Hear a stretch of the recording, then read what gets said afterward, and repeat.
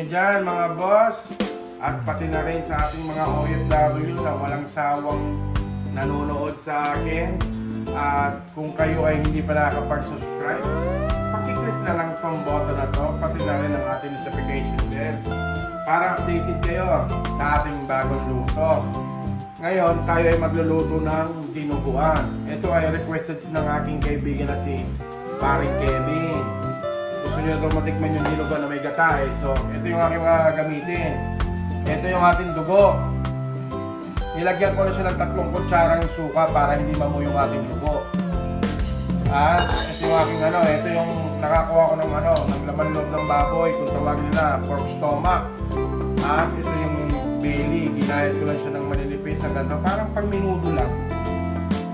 Ito rin yung mga gamitin kong ingredients. Ito yung ating may sili ako dito haba, luya, depende sa inyo, pwede rin walang luya, pwede rin may luya. Kasi yung luya, isa to sa magpapatanggalan lang sa ng ating dugo. At gagamitan ko siya ng isang pork cubes, sibuyas, bawang at another sili na naman mga boss. Ito yung sili na puyo. Dudurugin ko ito sa dinuguan hanggang sa umilit ang mga puwet nila. At ito yung ating gata, asin, pamintang durog. Ay pambansa natin mga boss. Ito yung bechin, laurel, at suka kasi maglalagay pa rin ako mamaya ng konting suka. At maglalagay rin na pala ako ng konting asukal ng panglaban lang sa lasa ng suka yun. Siguro mga half teaspoon lang. Ngayon, umpisa na natin ang pagluluto mga boss. Ayan mga boss, nakikita nyo, nag-iwa ko ha. Alam nyo na to, no-do drill na to. Isasabay ko rin sa gisa tong ating siling ng tuyo. Tuturugin ko. Ayan. Para yung papit.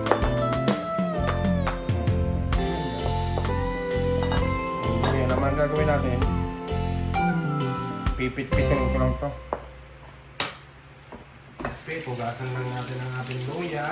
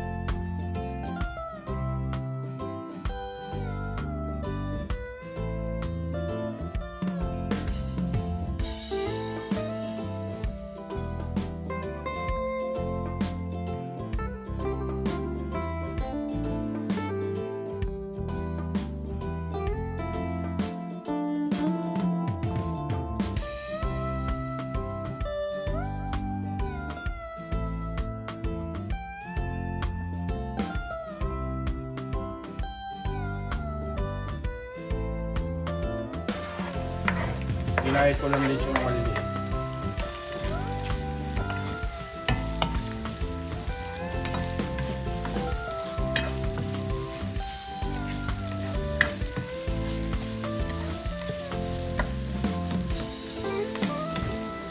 Kasabay ko na rin yung ating ginayat na labuyo. Yung siling haba dyan, mamaya na natin ilalagay pag nilagay na natin yung dugo.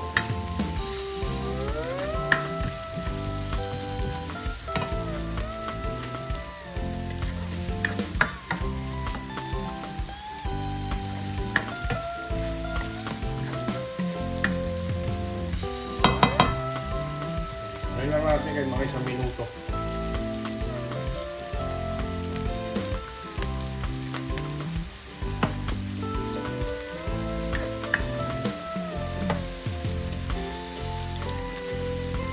Ay lalagay na rin natin yung ating ginayat na pork belly.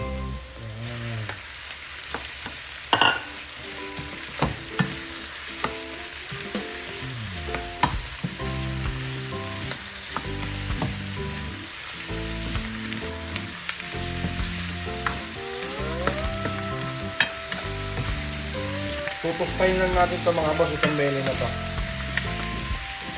Maglalagay rin nga po pala tayo dito ng tubig mamaya.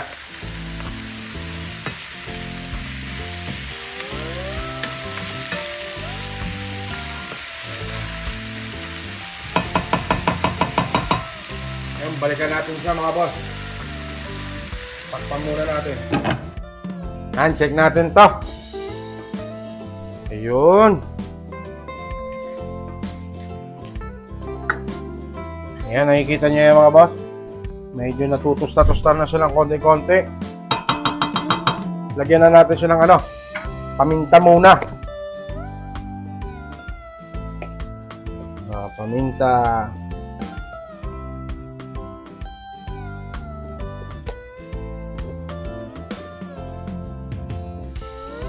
Paminta lang muna. Haluin natin. Sarap naman ito. Bango.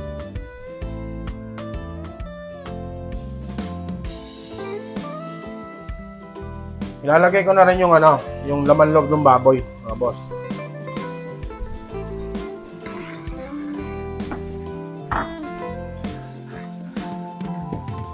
Yan.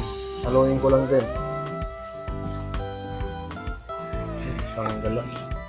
Ang bango.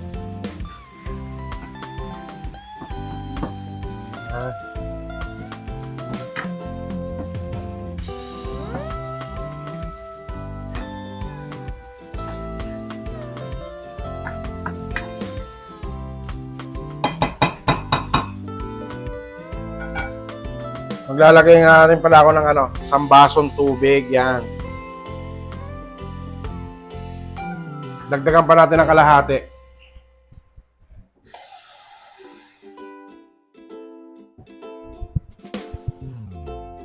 Yan.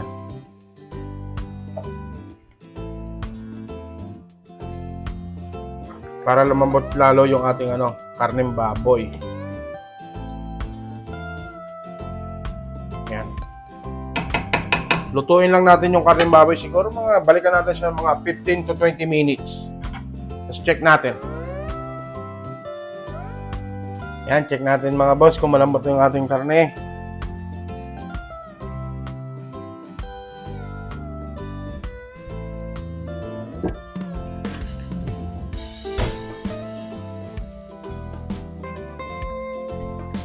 Ayun, oh.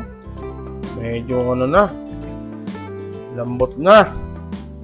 Lalagyan na natin yung iba nating rekado. Ayan mga boss, laurel.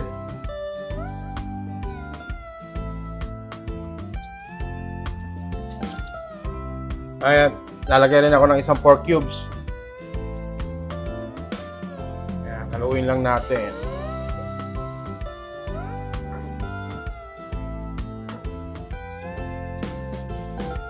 Yun.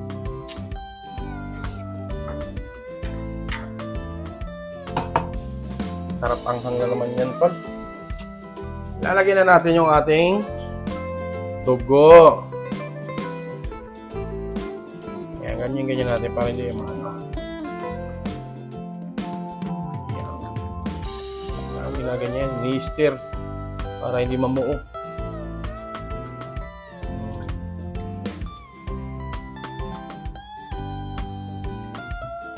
Mukhang taob na naman kaldero na ito pagka ganito ulam.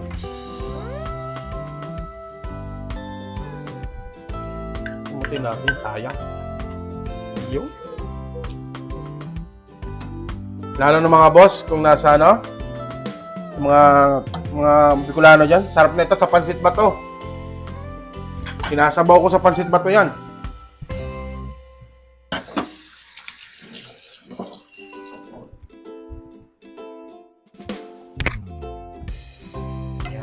Ilalagay ko na rin yung ating mga siling haba, mga boss.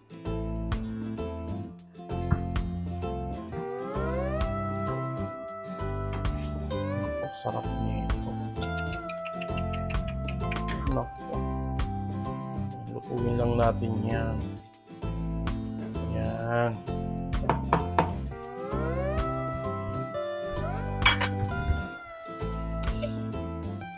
Yan. Maglalagay ulit ako ng suka, mga boss, ha. Isa lang ganito muna. Kasi Pagka kulang pa naman, dagdagan na lang natin mamaya. Yan, gaganyanin ko lang yan. Hahayaan ko lang siyang kumulo ng mga 5 minutes. Hindi ko muna siya hahaluin. Tatakpan ko muna uli. Yan, check natin uli mga boss. Ayun. Ngayon, pwede na natin siyang haluin. Naku, ang bango naman ito. Woo!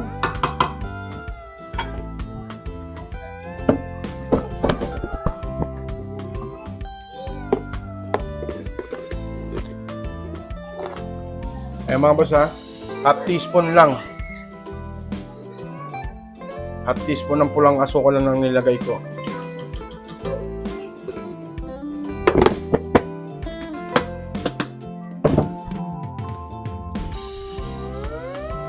Ilalagay na natin yung ating gata.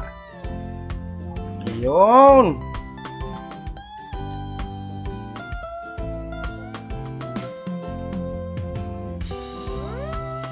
Masarap na gata itong mga boss. Ito yung pangalan niya, Chowco.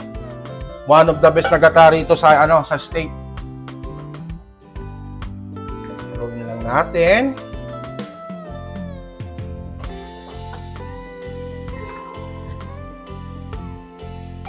Ang bango naman.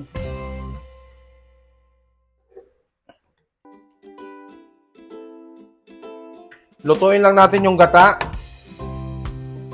After nyan, titimplahan na natin siya mga boss. Yan.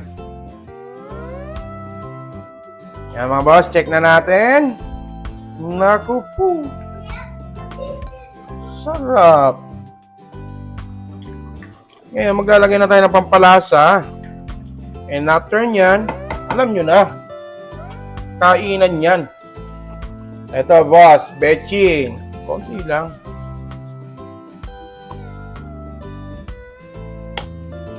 Asin mga boss.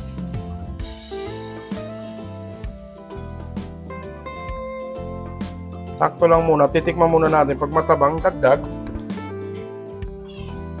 Tapos pag kulang sa asin, dagdagan din natin. Labs, pakitikim nga. O, dali. Tikman mo. Kuha ang kutsara niya. Ating dinuguan with gata. Sabihin mo sa akin kung sakto lang yung asin. Matabang pa ng konti. Dagdagan natin ng konting asin.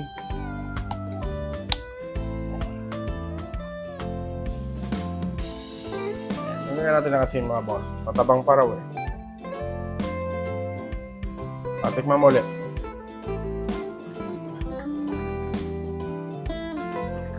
Kulang sa asim? O, syempre, sasabihin mo syempre. Dadagdagan ko ng suka yan. Ayan, dagdagan ulit natin konting asim mga boss. Kulang daw sa asim eh. Konti lang ba? Mga ganyan.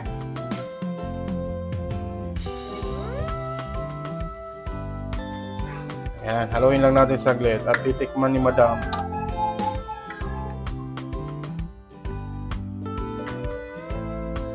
Di ba nga sabi ko sa'yo, pagkakulang sa asin, dadagdagan na lang natin. Kasi pangit din pag nasobran sa asin. Ayan. Ayan, tikman mo. Yun, okay na daw boss. Panalo na daw. Tara, kain tayo.